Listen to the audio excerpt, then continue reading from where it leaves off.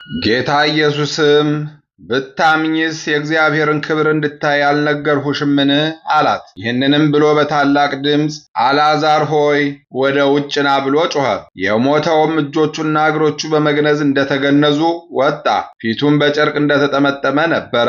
ጌታ ኢየሱስም ፍቱትና ይሂድ ተዉት አላቸው። የዮሐንስ ወንጌል ምዕራፍ 11 ከቁጥር 40 እስከ 44። በስመ አብ ወወልድ ወመንፈስ ቅዱስ አሃዱ አምላክ አመ እስራ ወሰብኡ ለግንቦት በዛቲ ዕለት አዕረፈ አባ ዮሐንስ ሊቀ ጳጳሳት ዘሀገረ እስክንድርያ እምሁልቆሙ ለአበው ሊቃነ ጳጳሳት 30።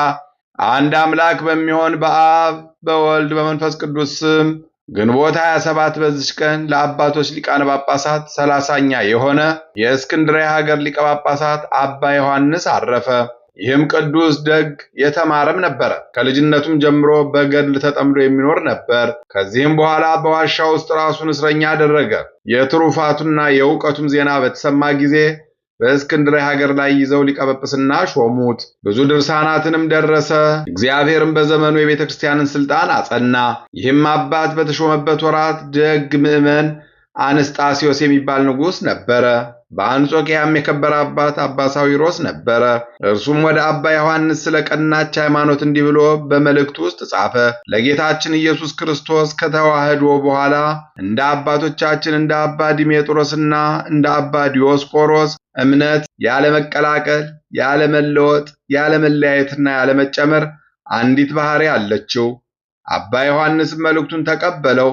ኤጲስቆጶሳቱም ሁሉ ተለያይተው የነበሩ ሕዋሳት ተመልሰው አንድ ስለሆኑ የክብር ባለቤት ጌታችን ኢየሱስ ክርስቶስን አመሰገኑት። ከዚህም በኋላ ለመልእክቱ መልስ አባ ዮሐንስ ለአባ ሳዊሮስ እንዲህ ብሎ ጻፈለት። ይኸውም ስለ መለኮትና ትስብእት የአንድ ባሕርይ ሕልውና፣ ስለ ወልደ እግዚአብሔር ያለ መለያየት፣ ያለ መቀላቀልና ያለ መለወጥ ሁለት አይደል የሰውን ባሕርይ ከመለኮቱ ባሕርይ ጋር አንድ አድርጎ በመዋሃድ ሰው ስለመሆኑ ጌታችንም የሚከፋፈሉትን ወይም ተጨመረበት የሚሉትን ወይም ስለኛ መከራ ተቀብሎ ተሰቅሎ የሞተው ሩቅ ብእሲ ነው ሎቱ ስብሐት የሚሉትን በመለኮቱ ባሕርይ መከራ ተቀበለ የሚሉትን አወገዘ። የቀናች ሃይማኖት ይህች ናት። እግዚአብሔር ከእኛ በነሳው ሥጋ ስለኛ መከራ እንደተቀበለ እናውቃለን እኮን። ይህችም የሚጓዝባት የማይሳሳትባትና የማይደናቀፍባት የሕይወት መንገድ ናት አለ። አባ ሳዊሮስም ይህችን የአባ ዮሐንስ መልእክት ባነበባት ጊዜ በመልካም አቀባበል ተቀበላት። በአንጾኪያ ሀገርም ሰበከባት። ስለ ቀናች ሃይማኖትን በመካከላቸው ሰላም፣ ፍቅርና ስምምነት ሆነ። ይህም አባት ሕዝቡን እያስተማረ 11 ዓመት ኑሮ ከዚህ ዓለም በሰላም አረፈ። ለእግዚአብሔር ምስጋና ይሁን። እኛንም በዚህ አባት ጸሎት ይማረን፣ በረከቱም ከእኛ ጋር ትኑር ለዘላለሙ አሜን። በዚህች ዕለት የማርያና የማርታ ወንድም ጻድቅ አልዓዛር አረፈ። ይህንን ጻድቅ ሰው በአራተኛ ቀን ከመቃብር ካስነሳው በኋላ በዚሁ ሳምንት ውስጥ መድኃኒታችን መከራ ተቀብሎ ተሰቅሎ ሞተ። ከትንሣኤውም በኋላ አልዓዛር ከሐዋርያት ጋር አንድ ሆነ። አጽናኝ መንፈስ ቅዱስ በወረደም ጊዜ ከሐዋርያት ጋር ጸጋውን ተቀበለ።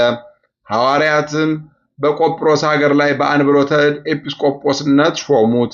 መንጋውን በመልካም አጠባበቅ ጠበቀ። በሹመቱም 40 ዓመት ኑሮ በሰላም በፍቅር አረፈ። ለእግዚአብሔር ምስጋና ይሁን። እኛንም በዚህ ጻድቅ አባት ጸሎት ይማረን፣ በረከቱም ከእኛ ጋር ትኑር ለዘላለሙ አሜን። አንድ አምላክ በሚሆን በአብ በወልድ በመንፈስ ቅዱስ ስም ግንቦት 28 በዚች ቀን አባ ጌርሎስና 45ቱ ልጆች በሰማዕትነት አረፉ።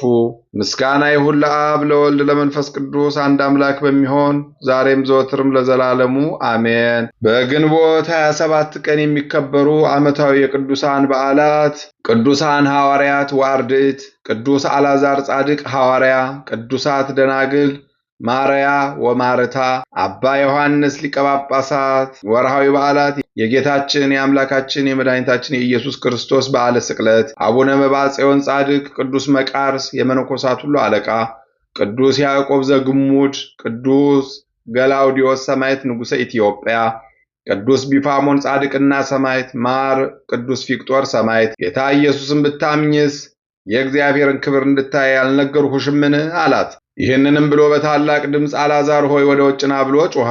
የሞተውም እጆቹና እግሮቹ በመግነዝ እንደተገነዙ ወጣ፣ ፊቱም በጨርቅ እንደተጠመጠመ ነበረ። ጌታ ኢየሱስም ፍቱትና ይሂድ ተዉት አለ። የዮሐንስ ወንጌል ምዕራፍ 11 ከቁጥር 40 እስከ 44።